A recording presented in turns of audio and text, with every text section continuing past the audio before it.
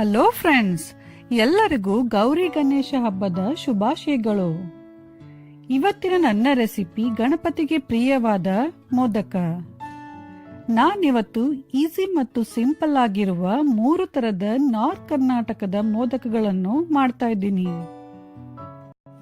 ಈ ರೆಸಿಪಿ ಇಷ್ಟ ಆದರೆ ವಿಡಿಯೋ ಕೆಳಗಡೆ ಇರುವ ಲೈಕ್ ಬಟನ್ ಅನ್ನು ಪ್ರೆಸ್ ಮಾಡಿ. ನನ್ನ ಹೊಸ ವಿಡಿಯೋ ನೋಟಿಫಿಕೇಶನ್ಗಾಗಿ ಬೆಲ್ ಐಕನ್ ಅನ್ನು ಪ್ರೆಸ್ ಮಾಡಿ. ಇನ್ನಷ್ಟು ನಾರ್ತ್ ಕರ್ನಾಟಕದ ಅಡುಗೆಗಾಗಿ ನನ್ನ ಚಾನೆಲ್ ಪಾಕಶೃಂಗಾರವನ್ನು ಸಬ್ಸ್ಕ್ರೈಬ್ ಮಾಡೋದು ಮಾತ್ರ ಮರಿಬೇಡಿ. ಫಸ್ಟ್ ಸ್ಟೀಮ್ ಮೋದಕ ಮಾಡ್ತಾ ಇದ್ದೀನಿ. ಅದಕ್ಕೆ ಬೇಕಾಗುವ ಸಾಮಗ್ರಿಗಳು: ಕಾಯಿ ತುರಿ, ಬೆಲ್ಲ, ಹುರಿದ ಗಸಗಸೆ, ಒಣಶುಂಠಿ ಪುಡಿ, ಜಾಯಿಕಾಯಿ ಪುಡಿ, ಏಲಕ್ಕಿ ಪುಡಿ, ತುಪ್ಪ ಮತ್ತು ಕಲಸಿದ ಹಿಟ್ಟು.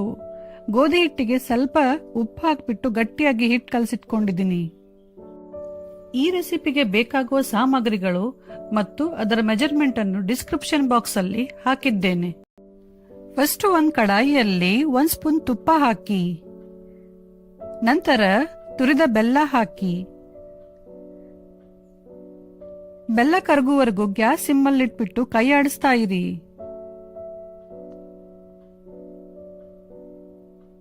ಬೆಲ್ಲ ಕರಗಿದ ಮೇಲೆ ಕಾಯಿ ತುರಿ ಹಾಕಿ ಚೆನ್ನಾಗಿ ಮಿಕ್ಸ್ ಮಾಡಿ. ಗ್ಯಾಸ್ ಸಿಮ್ಮಲ್ಲಿಟ್ಬಿಟ್ಟು ಕಾಯಿ ತುರಿ ಮತ್ತು ಬೆಲ್ಲ ಸ್ವಲ್ಪ ಗಟ್ಟಿಯಾಗುವವರೆಗೂ 3 ರಿಂದ 4 ನಿಮಿಷವರೆಗೂ ಕೈ ಆಡಿಸ್ತಾ ಇರಿ. 4 ನಿಮಿಷ ಆಗಿದೆ. ಫಿಲ್ಲಿಂಗ್ ಕೂಡ ಸ್ವಲ್ಪ ಇವಾಗ ಗಟ್ಟಿಯಾಗಿದೆ. ಗ್ಯಾಸ್ ಆಫ್ ಮಾಡಿ ನಂತರ ಅದರಲ್ಲಿ ಏಲಕ್ಕಿ ಪುಡಿ, ಜಾಯಿಕಾಯಿ ಪುಡಿ, ಒಣಶುಂಠಿ ಪುಡಿ ಮತ್ತು ಹುರಿದ ಗಸಗಸೆ ಹಾಕಿ ಚೆನ್ನಾಗಿ ಮಿಕ್ಸ್ ಮಾಡಿ ಮಿಶ್ರಣವನ್ನು ಸ್ವಲ್ಪ ತಣ್ಣಗಾಗಲು ಬಿಡಿ. ಫಿಲ್ಲಿಂಗ್ ತಣ್ಣಗಾಗುವವರೆಗೂ ಗೋಧಿ ಹಿಟ್ಟಿನಿಂದ ಚಿಕ್ಕ ಚಿಕ್ಕ ಪೂರಿಗಳನ್ನು ಲಟ್ಟಿಸಿ ರೆಡಿ ಮಾಡ್ಕೊಳ್ಳೋಣ.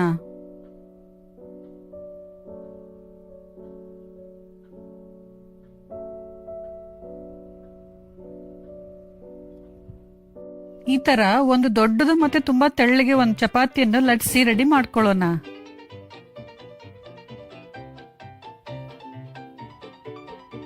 ಆಮೇಲೆ ಒಂದು ಬಟ್ಲು ಅಥವಾ ಯಾವ್ದಾದ್ರು ಡಬ್ಬಿ ಮುಚ್ಚಳ ತಗೊಂಡು ಈ ತರ ಚಿಕ್ಕ ಚಿಕ್ಕ ಪೂರಿಗಳನ್ನು ಕಟ್ ಮಾಡಿ.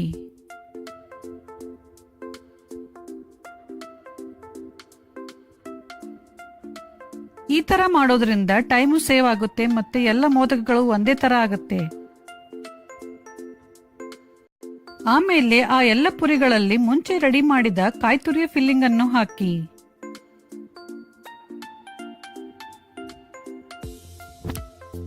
ನಂತರ ಪುರಿಯ ಸೈಡ್ಸ್ ಗಳನ್ನು ಈ ತರ ಸೇರಿಸಿ ಚೆನ್ನಾಗಿ ಒತ್ತಿ ಮೋದಕ ರೆಡಿ ಮಾಡ್ಕೊಳ್ಳಿ.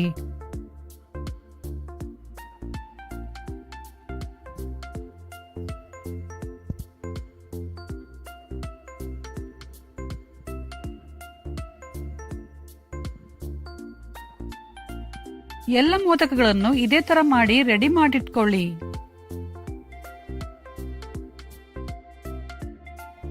ನಿಮ್ ಹತ್ರ ಮೋದಕದ ಈ ತರ ಮೌಲ್ಡ್ ಇದ್ರೆ ಅದರಲ್ಲೂ ಕೂಡ ಮೋದಕವನ್ನು ರೆಡಿ ಮಾಡ್ಕೋಬಹುದು.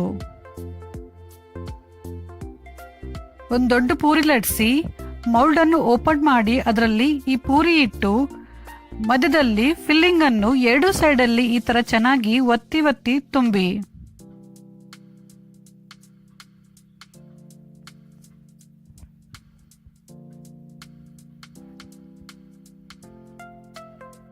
ಫಿಲ್ಲಿಂಗ್ ಅನ್ನು ಚೆನ್ನಾಗಿ ಹಾಕಿದ ಮೇಲೆ ಈ ತರ ಮೌಲ್ಡ್ ಅನ್ನು ಕ್ಲೋಸ್ ಮಾಡಿ ಮತ್ತೆ ಚೆನ್ನಾಗಿ ಪ್ರೆಸ್ ಮಾಡಿ.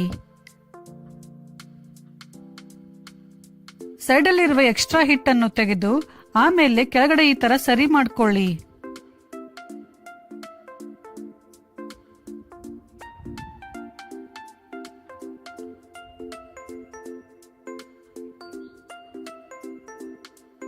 ಎಲ್ಲ ಸರಿ ಆದ ನಂತರ ನಿಧಾನ ಮೌಲ್ಡ್ ಅನ್ನು ಓಪನ್ ಮಾಡಿ. ಈಗ ಮೋದಕ ರೆಡಿ ಆಗಿದೆ.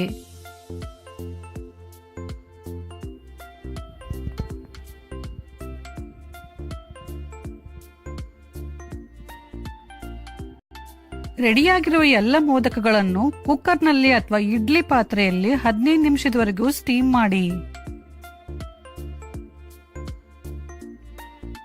ನನ್ನ ಹತ್ರ ಈ ತರ ಸ್ಟೀಮರ್ ಇದೆ, ಅದನ್ನು ಯೂಸ್ ಮಾಡ್ತಾ ಇದ್ದೀನಿ ನಾನು.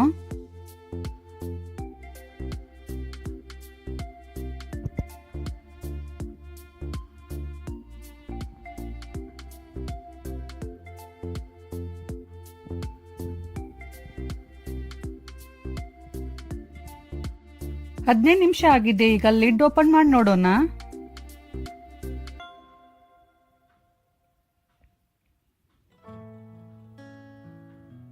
ಸೊ ಫ್ರೆಂಡ್ಸ್, ಈಗ healthy and tasty steam modak ready ಆಗಿದೆ.